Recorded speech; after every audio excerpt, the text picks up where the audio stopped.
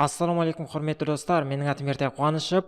Біз CSS бойынша сабақтар сериясын жалғастырамыз. Енді бұл сабақта мен осы жалпы сайт жасаған кезде CSS арқылы сондай бір өте пайдалы CSS функцияның бірі позиция туралы айтамын. Яғни позиция дегенімізде бірінші соны айта кетейін. Мысалға мынадай жағдайлар туындауы мүмкін. Біз мысалға алайық, бізде белгілі бір блок бар, мынадай блок, және оны мысалға мына жаққа қоясың, немесе мына жерге қою керек, немесе осы жерге еркін қою керек. Әрине оны мысалға алдында margin, padding деген біраз сондай CSS мүмкіндіктерінен өттік, бірақ егер бізде мысалға страницамызда, яғни бетте өте көп деген тегтер болатын болса, ол үлкен проблема туғызады, яғни мәселе туғызады. Сондықтан оны шешудің оңай жолдарын қарастыру керек. Яғни позиция деп отырғанымыз дәл сондай мүмкіндікке арналған, дәл сондай жағдайға арналған.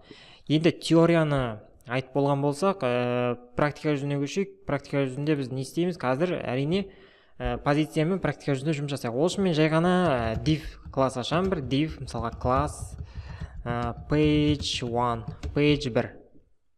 Енді CSS көтеміз.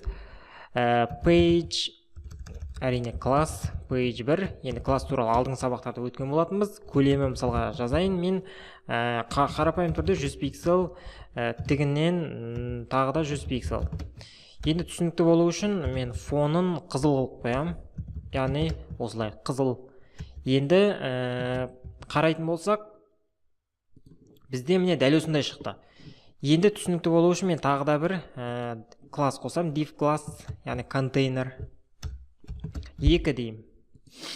Және 2-ге де мен дәл осылай жазам. Міне дәл осындай. Енді қазір мына жерде 2 деп қояйын. 1 емес, 2. Мына жерде шықсын. Міне дәл осындай, яғни біреуі мына жерде тұр, біреуі мына жерде тұр. Енді бізге мысалға тапсырма туындайды. Мынаны аламыз да, мына жерге қою керек. Мысалға мынаны алып, мына жерге қою керек, мынаны алып, соның сәл қасына қою керек. Енді позиция деп отырғанымыз бұны еркін түрде, спокойны түрде жасауға мүмкіндік береді. Енді былай айтатын болсақ. Енді оны қалай қолданамыз? Дәл тауып отырғаныңыздай, ол үшін міндетті түрде мына CSS-ке классқа жазамыз. Position. Position'ның да көптеген түрлері бар. Енді бұның бәріне тоқталмаймын, мен тек қана маңызды деген үшеуін айта кетемін. Absolute, Fixed және Relative. Енді бұлардың әрқайсысына тоқталмас бұрын бірінші Absolute деп болса, Absolute не үшін керек? Мысалға Absolute деп жазамын, ашып қараймыз. Absolute деп жазамын да, қайтадан ашып қарайтын болсақ, міне дәл осындай болып қалды. Жаңа негіз екеуі болатын.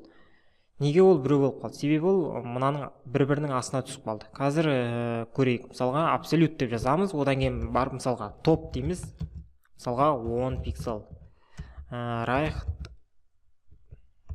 Мысалға 150 пиксель деп жазамыз. Сол кезде міне мына жаққа өтеді. Енді топтан кішкене тағы да алайық. Ол үшін мысалға топтан мысалға 18 пиксель дейік. Сол кезде міне төменге қарай түседі кішкене. Яғни бұл еркін түрде кез келген div болсын, кез келген элемент болсын, бір жерден екінші жерге тасымалдауға арналған. Мысалы қазір мен мынаны алам да, мынаны алып, мынаны былай қояйын. Былай бүйтіп тұрған. Ал енді былай padding, margin арқылы оны істеу өте қиын. Тіпті мысалға мен елестете алмаймын, оны без position мысалы қалай істеуге болады деген сияқты. Енді мына жерге тағы да position деп жазамын, яғни position absolute деп жазамын, яғни absolute. Енді қазақша аударатын болсақ absolute деген сөз ғой бұл. Енді мынаны жазамын, мысалға топ кішкене мынау 18 пиксель деп алдық, мына жерден кішкене мысалға мынау төменірек түсірейік. Бұны мысалға аламыз 22 пиксель. Және right қанша деп аламыз? Right-ты мынаға 150 деп алдық, мынау сәл алда тұру керек бұлай. Яғни right деп отырғанымыз оң жақ. 150 пиксель болды, демек мынаны сәл ұзартуымыз керек. Оны аламыз 100, мысалға 55, және 155 дейік. 155 пиксель. Міне көріп отырғанымыздай, жаңа айтқанымдай дәл осындай шықты. Енді кішкене көріну үшін мен сәл үлкейтейін. 25 пиксель, мынаны 60 60 деп. Сол кезде міне дәл осындай шығады. Енді кішкене түсінікті болу үшін мынаның түсін мен өзгертейін. Red емес, green. Міне мына жерде мынау дәл осындай, мынаның артында тұр, мынау мынаның артында тұр. Енді көріп отырғанымыздай бұл позиция деген өте сондай пайдалы тек, әсіресе осы күрделі бір сайттар болады. Күрделі сайт болғанда енді қалай? Мысалы күрделі бір шаблондар болады. Сол кезде соны жасаған кезде мына позиция деген өте сондай веб фронтенд разработчиктердің жұмысын кәдімгідей жеңілдетеді. Яғни тәжірибе жүзінде айтатын болсақ, бұл өте пайдалы, сондықтан міндетті түрде үйреніп аламыз. Енді абсолют деп отырғанымыз бұл мына аймақтың барлығынан осыны кез келген жерге тасымалдауға болады деген сөз. Мына элементті мынаны мына жерге қоясыз ба, оны алып мына жерге қоясыз ба, оны өзіңіз білесіз да. Сондықтан ол без проблем істеуге болады. Енді келесі relative деп аталады. Енді relative не үшін керек демес бұрын, ол енді тек қана белгілі бір блоктың ішінде жұмыс жасайды. Мысалы алатын болсақ, ол үшін мен мына page'ді аламын. Page'ді аламыз. Мысалға мынаның ішіне қоямын.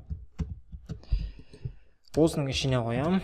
Енді мен қандай жағдайда қолданамын, сол жағын айтып жатырмын. Мысалға мен қолданамын page'ді, мысалға мынаны абсолют деп жазамыз міндетті түрде.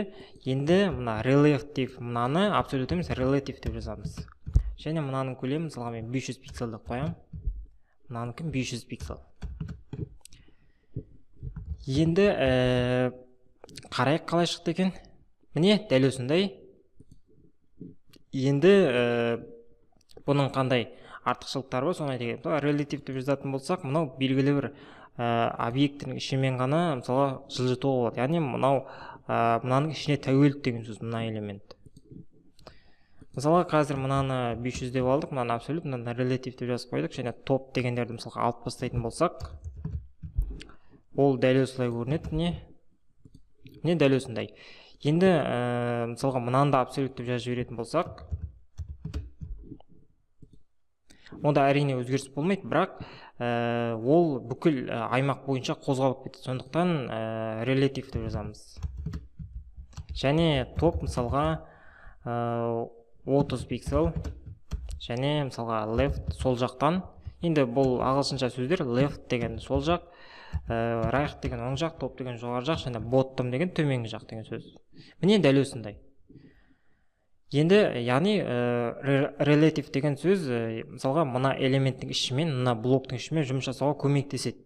Ал егер мысалға біз мынаны абсолют жазып жіберетін болсақ, ол кішкене біраз проблема туғызуы мүмкін тәжірибе жүзінде де. Сондықтан тек қана осылай жазып, ішінде жылжытуға арналған. Енді келесісіне көшейік, ол fixed деп аталады. Fixed деп отырғанымыз қандай?